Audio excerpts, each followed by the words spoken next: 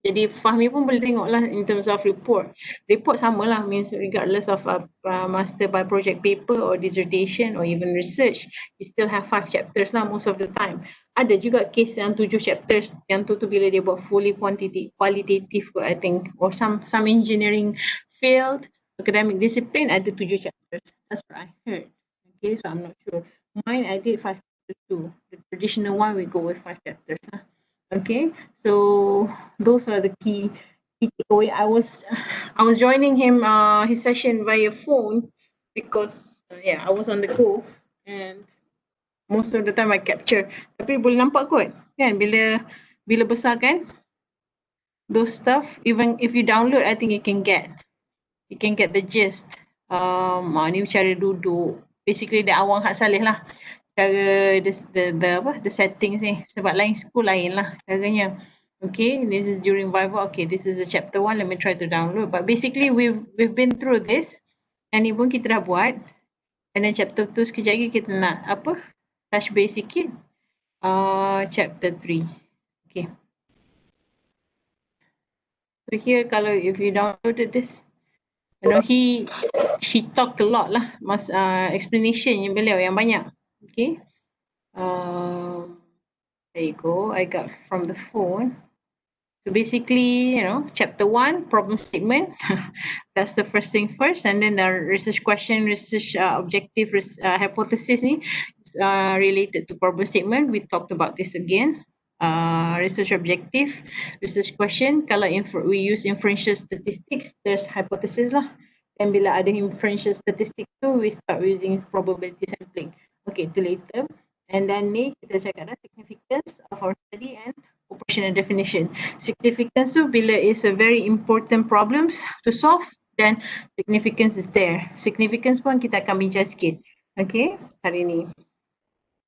So hari ni plannya ialah we try to finish lagi 10 slides ni, and then I'm gonna go personalize. Basically, you know, is either you exit Webex, and then you know, we talk on WhatsApp, or it's up to you if you prefer, because I'm gonna stay on Webex and WhatsApp until 3. So but it's your call untuk at least focus on your chapter 1 bagi habis problem statement, sebabnya tak lama lagi you guys will have to defend. So defend, proposal defense tu basically we're gonna try to do it like our sebab ada 2B. Okay, we're gonna try to do like macam proposal defense betul lah.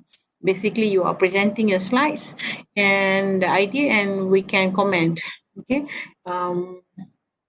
others will act also as like a critical eye to comment on your proposal defense. Okay. So last time we talked about the gap and everything, how to write, and okay. So kat sini kita stop operational definition. Tadi pun banyak juga graduate student, I'm not sure, I think most of them are PhD, tapi tanya pasal operational definition and berapa page nak tulis, all these kind of questions.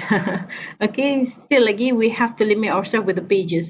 Okay, page is one way of seeing whether we are doing the right things. Sebenarnya page we can get like, you know, rough ideas of how whether we do how detailed or how sufficient kita punya operational definition. Okay, bila kita cakap pasal definition, it's not about the conceptual definition dah, yang abstract, yang kita just cakap based on kamus or based on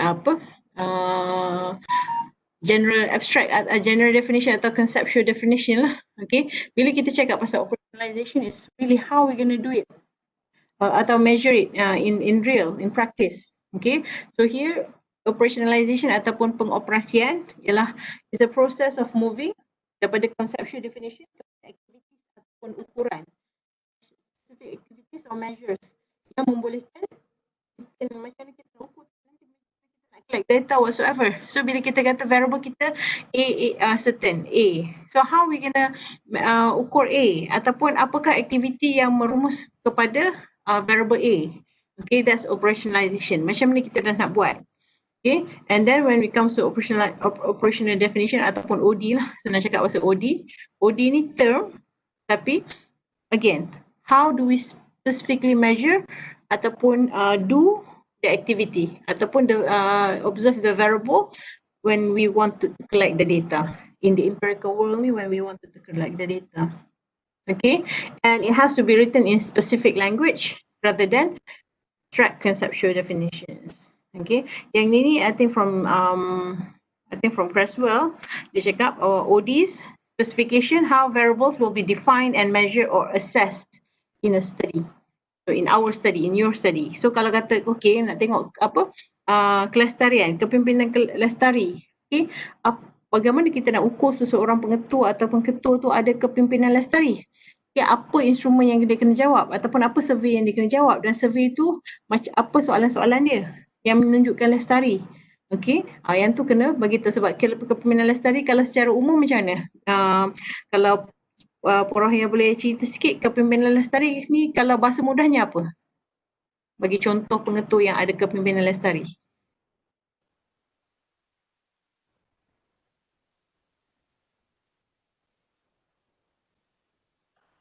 Porohaya boleh dengar? Boleh.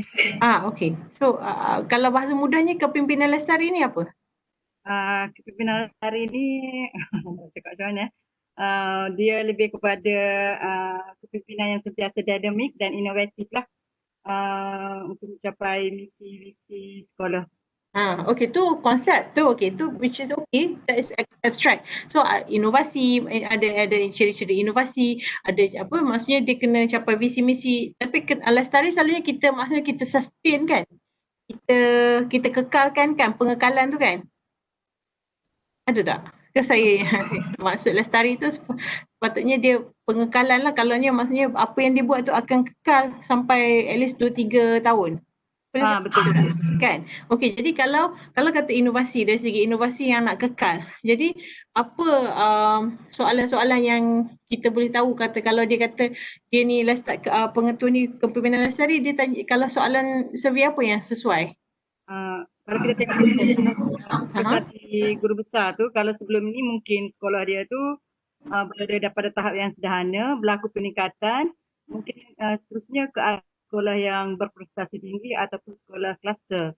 Jadi kita boleh tengoklah kepimpinan tadi berlakunya peningkatan demi peningkatan yang dibawa oleh guru besar tersebut lah.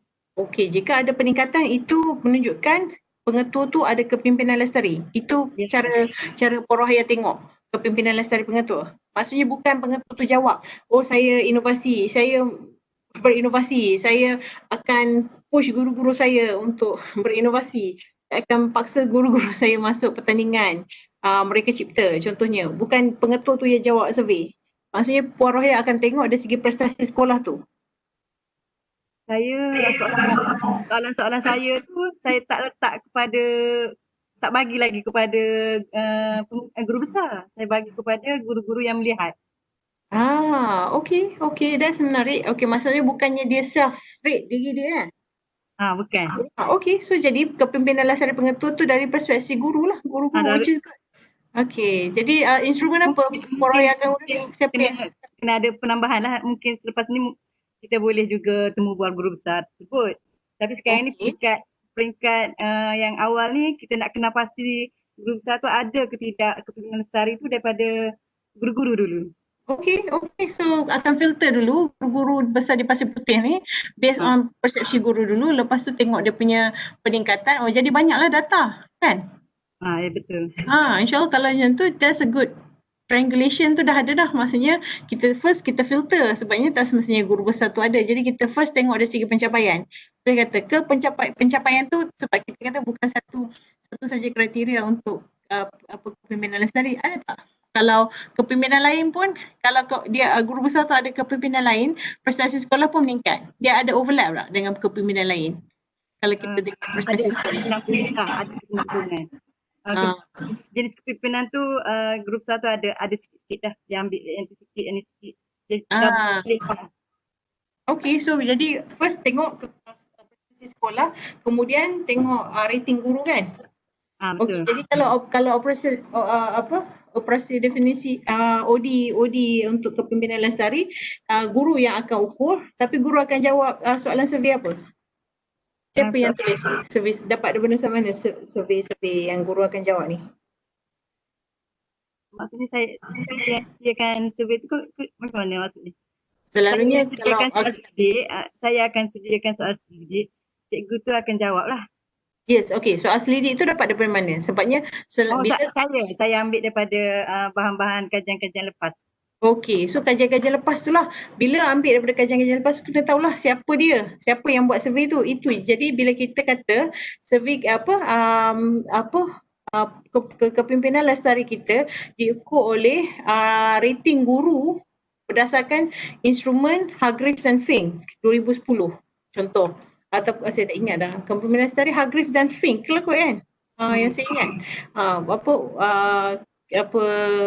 Tokoh ataupun scholar yang tulis pasal kepimpinan lestari Hargreaves dan Fink. So kena tengoklah komponen-komponen ataupun definisi macam mana Hargreaves dan Fink operationalize dia punya definition untuk kepimpinan lestari mereka. Apa yang ada beberapa konstruk ke ataupun ada satu konstruk saja ke dalam kepimpinan lestari tu, ada pecahan-pecahan ke? Sebab saya tak ingat, saya dulu ada student buat dan ada setengah ada pecahan, ada setengah dia memang survey tu hanya satu konstruk yang besar dan dalam tu lah ada soalan-soalannya. Jadi kat situlah kita bagi definisi tentang memboleh ubah kita secara operasi. Okay? Saya nak tanya. Okay. Bila saya baca tu ada pengkaji tentang responden di situ. Macam mana? Tak ada pengkaji. Tajuk yang sama. Kebetulan tajuk kepimpinan lestari juga. Dikaji oleh pensyarah UKM, Dr. Okay. Respondennya di sekolah Pasir Putih juga. Saya masih boleh kaji tajuk yang sama di lokasi yang sama. Boleh. Tapi di semua sekolah Pasir Putih? Dia ambil 6 buah lah, 6 buah sekolah. Maksudnya saya kena kecualikan sekolah tersebut. Tak, boleh juga. Tapi tambah bilangan sekolah. Oh, tambah bilangan sekolah. Tambah bilangan sekolah dan kita boleh extend lah. Jadi itu satu literature review, maksudnya Porohaya dah baca ada satu study ni dia buat 6 sekolah. Jadi Porohaya kena explain lah kenapa Porohaya still lagi nak buat 6 sekolah dan mungkin ada lebih. Ataupun mungkin sebelum ni 6 sekolah dia tak buat interview, contoh. Jadi ada tak dari segi pengembangan method tu ke, kan kita kata kalau dari segi kepentingan dia dari segi method bertambah baik kan, sampel lebih kali ni. Kena tengok juga kajian pensyarah tu macam mana. Okey, 6 sekolah tu dia tengok guru. Dia tengok guru ke pengetua yang jawab ke macam mana? Guru juga yang jawab. Okey, tak apa, guru jawab. Kemudian mungkin Porohaya punya study kena extend lagi lah daripada 6 buah sekolah, kena cari semua mungkin. Semua sekolah, semua guru di semua sekolah di daerah Pasir Putih. Mungkin kita ambil secara rawak lah. Secara rawak mungkin rawak, tapi rawak pun sebenarnya susah jugalah kalau nak buat rawak sebab first kita kata kita dah pilih dah di Pasir Putih. Kemudian secara rawak di Pasir Putih tu kalau kena rawak pilih-pilih 6 tam tu sama, itu pun kena ada strategi jugalah. Tak apa, nanti kita masuk sampling. Tapi Porohaya kena fikirlah macam mana Porohaya punya study, apa contributionnya lebih daripada contribution study pensyarah UKM tu. Boleh? Okey. Maksudnya Puan Porohaya buat lebih, sama ada buat interview ke ataupun tengok dokumen ke kan, dari segi pencapaian lagi, dari segi apa lagi, curriculum mungkin tengok, mungkin dia hanya survey saja. Okey, study UKM tu. Okey. So, yang ni contoh macam mana tajuk study ni Vernon study bagaimana penceraian dalam generasi pertengahan, middle generation. Ingat saya kat Cik Rozwan buat middle leaders kan. Ini penceraian middle generation mempengaruhi hubungan antara nenek dan datuk dan juga cucu-cucu mereka. Jadi kat sini bila dia kata dia nak operasi OD-kan grandparents relationship with their grandchildren ni, ini cara Vernon pilih OD ni lah. Maksudnya kat sini dia explain lah apa dia maksudkan relationship antara cucu dengan datuk atau cucu dengan nenek ni ialah kinship relationship. Maksudnya hubungan darah antara cucu yang sama ada apa grandparents tu ataupun cucu dan datuk tu, cucu dan datuk, nenek dan datuk ialah nenek belah mak ataupun nenek belah ayah. Kemudian previous research kata Sherlyn and First ni tahun 1986 kata mak datuk dengan nenek belah mak lebih rapat dengan cucu. Jadi mungkin lebih nak tengok kepada belah mak lah, grandparents. So this is how dia operationalize the relationship. Jadi bila dia nak tengok hubungan tu, dia akan tengoklah hubungan, dia pergi cari hubungan antara nenek dengan datuk belah mak lah dengan cucu. Sebabnya ataupun sebab dah rapat nenek dengan datuk belah mak rapat, kita tengok belah ayah jugalah, sebabnya kita nak tengok macam mana relationship belah mak belah ayah pula.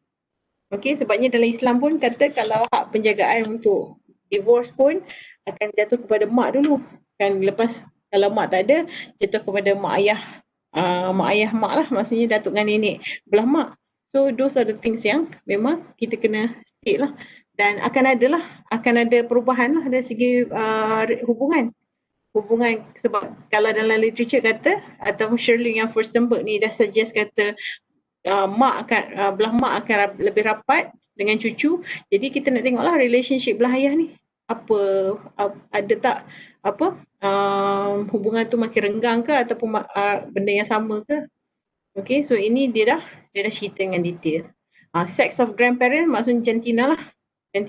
Grandparents sama ada nenek ataupun datuk has been found to be a factor in grandchild relationship. Yang ni siapa kata? Study HSTAT. Study ni lah yang kita kena quote.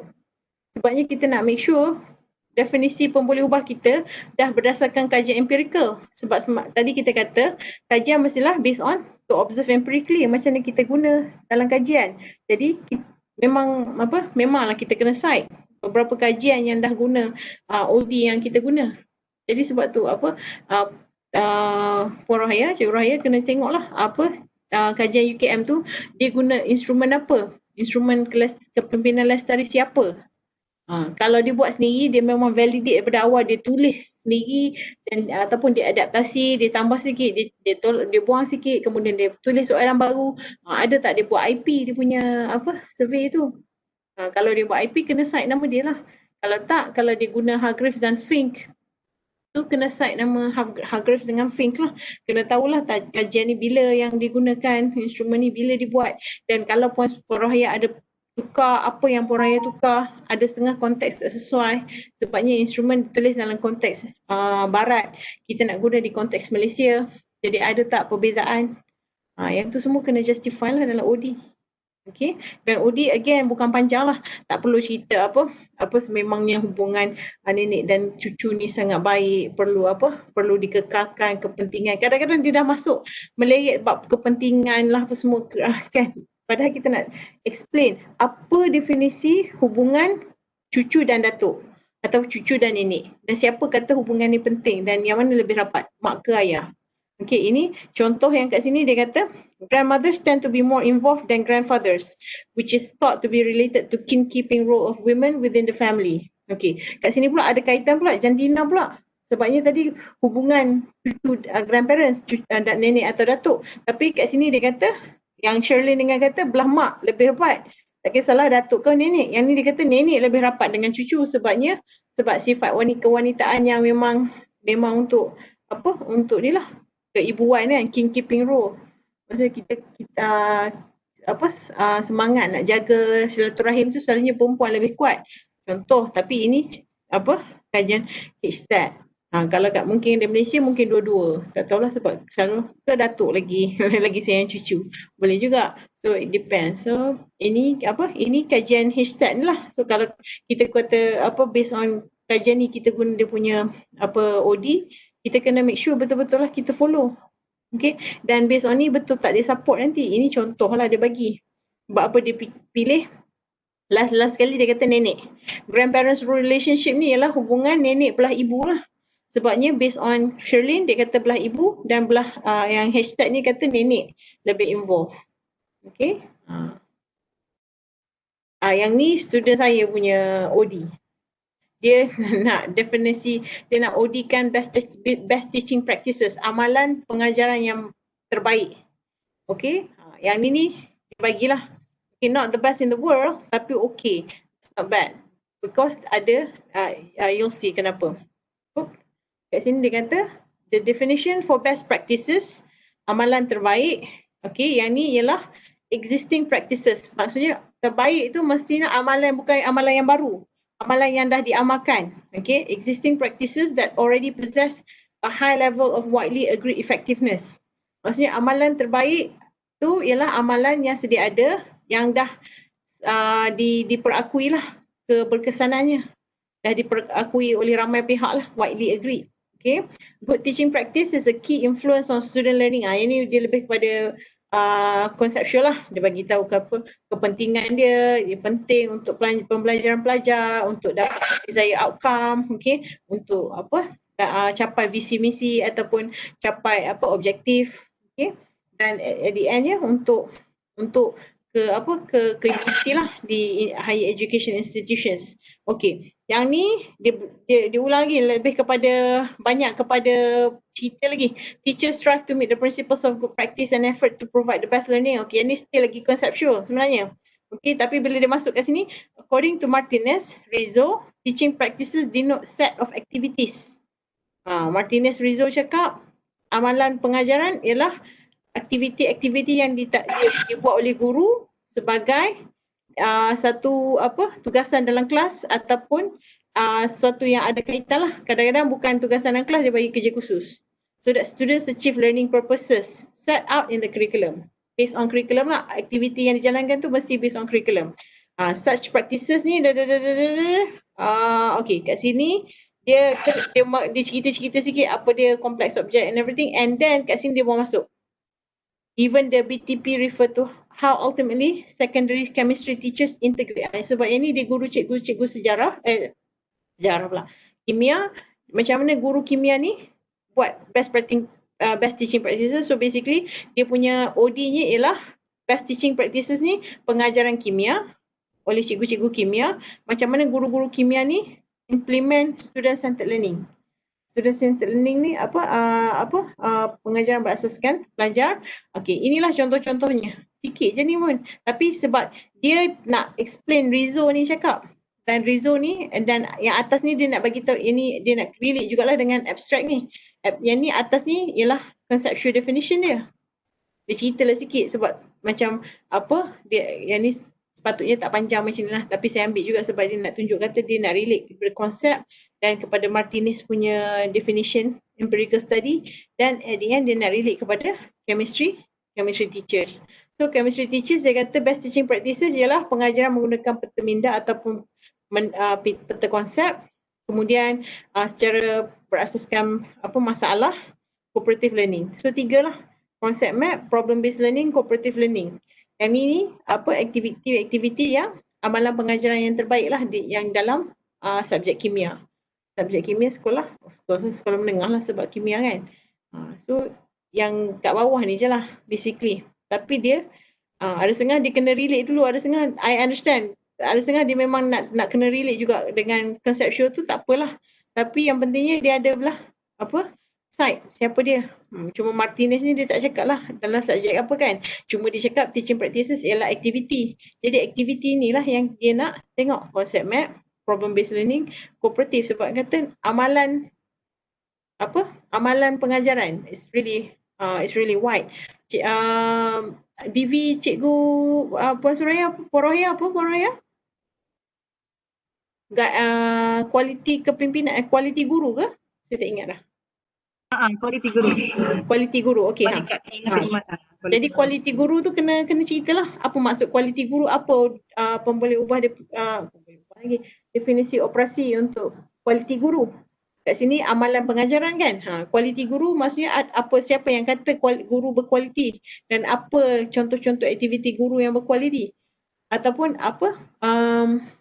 Puan Rohia nak tengok macam mana nak suruh guru tu rate dia mereka punya diri ke, ataupun yang ni pengetua pula yang rate. So macam mana? So macam mana? Kan? Selain daripada pengukuran nilai, Mhm. kita boleh tengok peningkatan sekolah tersebut dari segi aktiviti kurikulum, HAM dan juga kurikulum. Subjek, okey. Akademik. Okay. Jadi akademik maksudnya semua subjek lah. Semua subjek lah, sebab biasanya kalau contohnya peningkatan dari segi subjek ataupun kurikulum sekolah tersebut meningkat, maknanya semestinya guru yang berkualiti lah yang menguruskan perkara-perkara tersebut tu. Okay. Kalau macam tu macam ada kalau guru UTM tu dia buat kualiti guru ke dia tengok apa dia punya portfolio? Bukan. Tak. Yang tidak, ia tak kait dengan kualiti guru. Okey. Jadi dia tengok kepada kepimpinan lestari saja. Itu uniknya. Okey, maksudnya boleh guna NAM juga, NAM sekolah jugalah. Tapi kali ni akan tengok kualiti guru. Tapi kualiti guru tu kena macam nak ukur lah. Ke kalau okey, macam mana Puan Rohia akan ukur? Maksudnya setiap sekolah bila dia kata okey, akademik, semua subjek Puan Rohia bagi 5. Kalau dia ada hanya ada 2 subjek yang prestasi tak meningkat, Puan Rohia bagi 2 markah. Macam mana Puan Rohia nak operationalizekan dia? Maksudnya bagi pengukuran lah kat kualiti guru tu. Puan Rohia boleh faham tak maksud saya? Sekali lagi. Boleh? Boleh kan? Jadi boleh.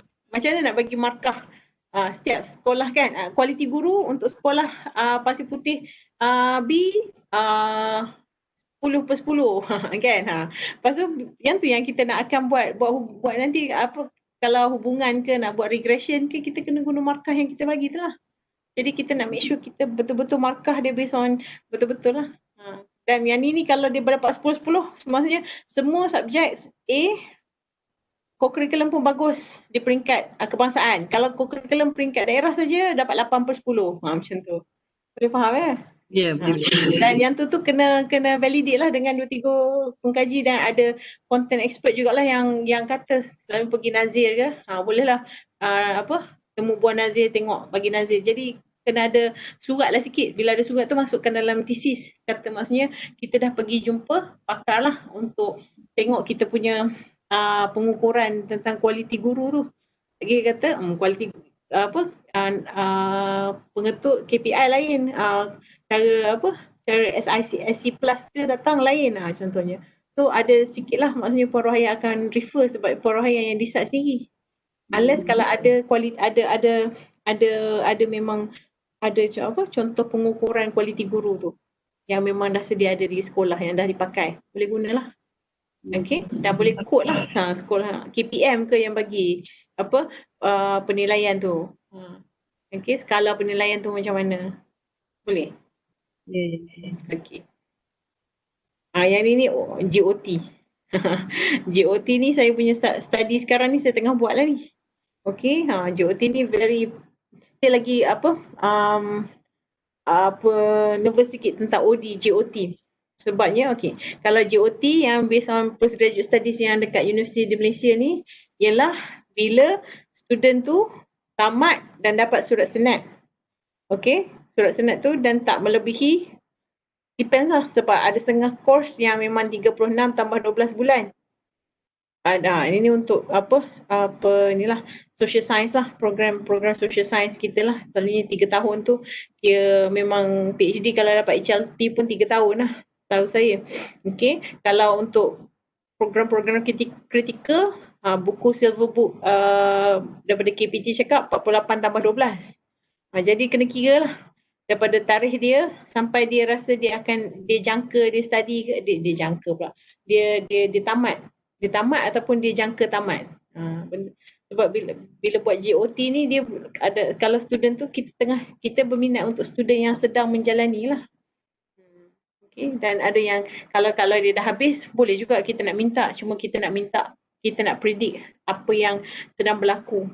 Itu ada masih lagi lah, ada debate lah kan. Sampel kita mesti dah habis ke ataupun sedang lagi mengikuti. Itu pun penting jugalah. Dan kat sini dia kata duration GOT tu kita kira dari segi bulan lah. Maksudnya daripada registration time dia kalau Puan Rohaya dengan Cik Rozwan registration time ialah September lah kan?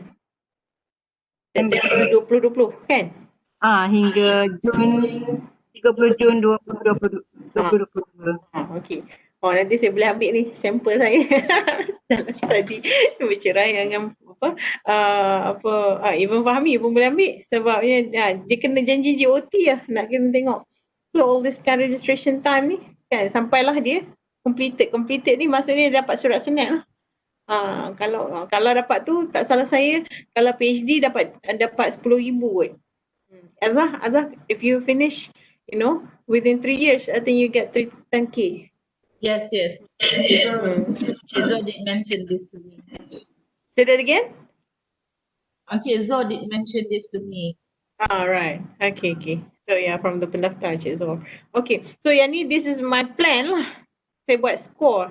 Now, kalau dia full-time students, full-time tu maksudnya macam dapat beasiswa ke ataupun memang dia buat full-time, dia meet the prescribed time given academic discipline time program of study. Maksudnya kalau dia student engineering, dia buat mechanical engineering, kata 48 bulan. 48. So dia habis dalam 52. On time lah tu. So dapatlah 6. That's my plan lah. Tapi tak tahu lagi. Still nervous sebab tengah pilot. We'll see. Tapi nanti this is what I said. Just nak mention pasal operational definition lah. It's really tricky. Tapi kita kena guna buku. Yang ni kita guna buku silver book. Lah. Kalau sini Muhir ni keluar lah. Dia bagi tahu lah, ini durationnya. Kita kena tengok lah, kadang-kadang bukan kita buat sendiri. Sebab tu saya kena, yang kualiti guru tu, Puan Rohaya nak buat macam ni ke ataupun ada dah dia punya pengukuran di peringkat KPM ke? Yang tu kena make sure lah. Okay, ni masuk significance of study, kepentingan. Okay, bila kita cakap pasal kepentingan ni, kita nak bagi tahu kenapa orang nak baca kita punya paper dan kenapa ia penting dan kenapa kalau kita minta funding, kenapa orang nak bagi duit. So kita buat study ni lah.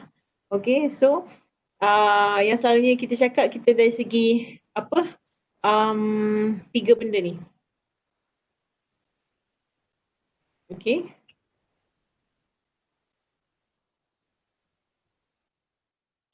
Dan dia bagi 3 atau 4 sebab kenapa kita punya kajian ni tambah teori baru ataupun verify teori yang sedia ada ni ataupun dia support scholarly research ataupun tambah literature. Maksudnya sebelum ni tak pernah buat. Contohnya tadi macam Puan Rohaya kata sebelum ni tak ada buat kepimpinan lestari dengan guru, kualiti guru, hanya kepimpinan lestari saja. Jadi that's actually the added value. Macam mana kajian Puan Rohaya ni tambah lagi kajian-kajian dalam existing body of knowledge. Okay. Kalau yang Fahmi sebelum ni COVID-19 memang tak ramai lagi lah dan memang sekarang ni tengah in. Okay, so it helps refine the TPAC and whatsoever model that you are using. Okay. Cik Rozwan, sebelum ni tak guna middle leaders. Sebelum ni hanya fokus kepada the primary. I don't know what's the term kalau tak guna middle kata apa? The first. The first leaders lah. Macam tu lah. Okay, so tapi kat sini dia kata 3 or 4. I forgot where did I get the 3 or 4 tapi maksudnya if we can convince people with these reasons, why? So first, it adds to the theory. Second, it helps improve practice. Kalau macam tu, apa kepentingannya dari segi amalan sedia ada. Okay, dan kat sini polisi ke decision making practice ni dari segi ni lah socio-ekonomi kan, pada negara lah. Dan specifically kita akan cakap pasal practitioners lah. Practitioners ni bila kita cakap pasal practitioners ni, dia dah lebih kepada stakeholders lah. Kalau boleh namakan lah, kepada pelajar, apa pelajar dapat? Kepada KPM, apa KPM dapat?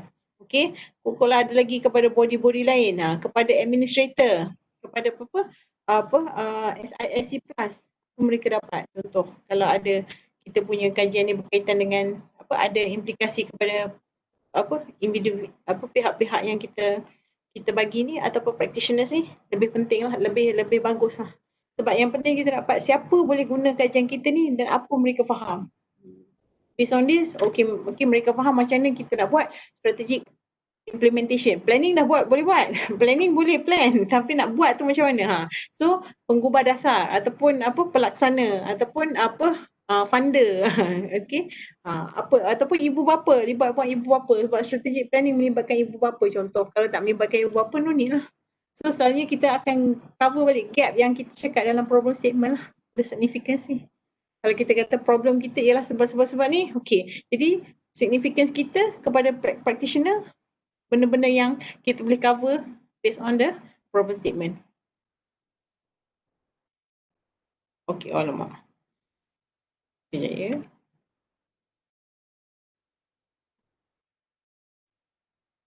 Okey. Oh, bateri saya dah mati dah. Sekejap.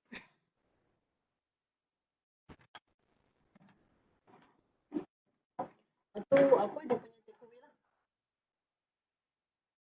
Sebabnya dia result daripada problem yang significant.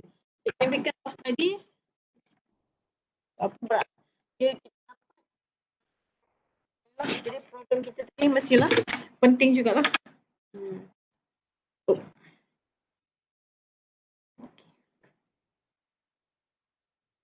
Okay. So ada dan bila kita cakap tentang significance, dia interchangeably with contribution. Apa sumbangan? Kalau dia ada sumbangan yang penting kepada tadi teori, kepada praktis, kepada penggubah dasar ataupun kepada pembuat keputusan, tadi kita if significance. Tu method. Kalau method kita sebelum ni buat kuantitatif saja, sekarang ni kita dah boleh buat kualitatif, adalah significance to the method. Okay, social, economic. Okay, sekarang ni boleh jimat duit. Kita ada benda ni. Okay, ataupun boleh kurangkan masalah pengangguran. Ataupun boleh kurangkan masalah masalah nirvana ke. Okay, those are the things yang as long as it has an effect. Kesannya yang orang okay lah. Okay. Ini soalan yang kalau nak tanya ada did I contribute to the design in methodology? Dulu buat design saja, sekarang boleh buat dua-dua, mixed method. Okay. Dulu sekarang satu daerah ataupun satu negeri saya pergi. Okay. Theoretical dulu purposive sebabnya kita pilih based on based on yang kita boleh dapat lah, based on apa soalan kajian kita. Tapi sekarang kita boleh buat secara rawak. Okay. Ada duit lebih. Okay. How much understand more? Dulu text. Okay. Willing. Tu willingness lah. Tak ada. So tak clear betul. Apa dia? Tak clear. Tak clear sikit betul. Oh ya ke? Okay. Azhar okay tak? Kalau Azhar boleh dengar, maksudnya okay. Because I'm somewhere near the Azhar. Suara pecah. Pecah. Okay, I don't know. Yang ni pun dah Puan Rohia? Sama juga. Tadi jelas elok je tadi. Ni sekarang semakin awal-awal tadi okey. Awal-awal tadi okey. Saya ingatkan okay, tak. ingatkan tempat saya. Okay. So Fahmi punya komen pula. Isu ni tak resolve lagi lah. Okay. Hanging there. Fahmi boleh dengar tak? At least the point tu dapat tak? Boleh. Dapat. Dapat. Okay. So this tak apa nak habis lah pun. Lagi kita if possible I on the phone lah. One to one. Nak analyse lagi. Okay. Yang ni biasalah kalau macam tadi lah. Dulu macam mana kita extend kita kajian sedia ada. Yang ni dari segi lah. Dari segi contoh. Yang ni saya ambil daripada how to write significant study. Okay. Yang ni dia kata dari segi society dan dari segi practitioners. Okay. Schools, administrators, researcher. A new theory on learning mathematics. This is another one, Mascarenas. Organization members. Improve decision. Researchers.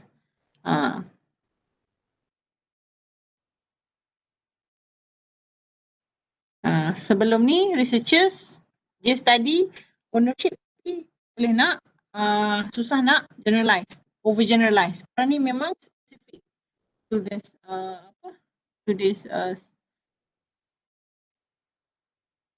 ini kuantitatif dia buat, quantitative study.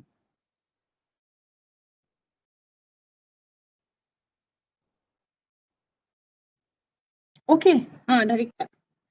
Okey, jadi kalau dalam Prof Arsy tadi yang dia menilai student tadi, tengok dia question. Tak dengar suara doktor. Sekejap ya. Apa dia Azhar? Are you saying? No, your voice is not clear. Say that again. Your voice is not clear. Just now memang tak dengar langsung. Right now? Pecah. Say that again. I cannot hear. Okay. I saw others speaking, but I don't know what she's trying to say. Can you check? Tak dengar, dia pecah-pecah. Cik Rozwan masuk ke? Saya nampak Rozwan masuk. Cik Rozwan line okey ke? Ya. Dengar tetapi sometimes tu terputus-putus. Okay. Tapi can grab sedikit lah maklumat tu. Apa? Maklumat tu dapat grab. Dapat faham sikit. Okay. Betul. Sekejap let me try.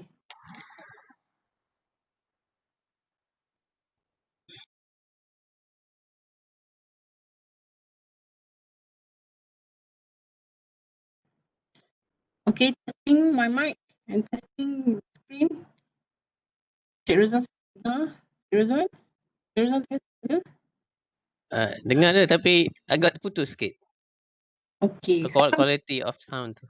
Sekarang putus lagi? Putus lagi. Putus. Azhar? Tadi tengah cakap apa? Betul-betul doktor. Okay, this is we're heading lah. Line tu betul. I don't know. This Semalam pun kami terpaksa cancel kelas tu. Sebab putus.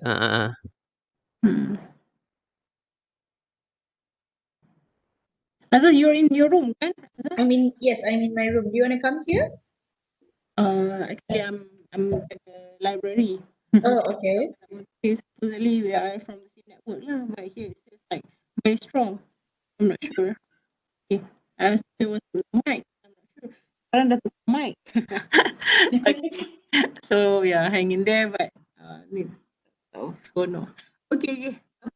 Lagi kita WhatsApp kalau perlu. Tapi hari ni kita nak buat problem statement dengan ni lah. OD kau boleh siap. OD siap problem statement. Hopefully dah settle bab tu, cuma literature review kita akan masuk pelan-pelan, cuma kita akan fokus on problem statement tu clear dulu, lepas kita akan buat minggu depan.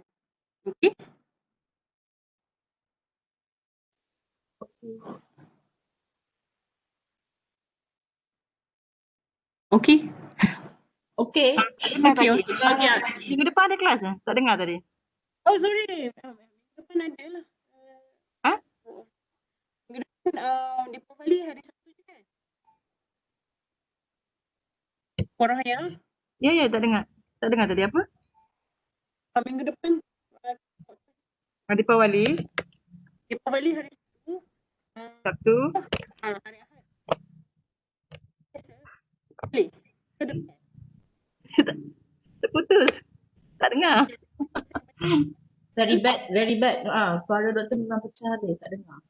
Okay, sekejap.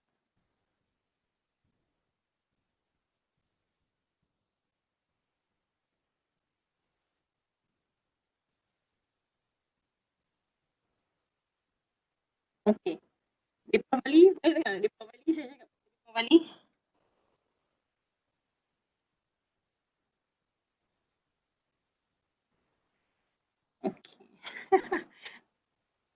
Okay. Saya jumpa dalam WhatsApp WhatsApp. Okay doktor, WhatsApp. Okay. Okay. Okay doktor. Okay dah.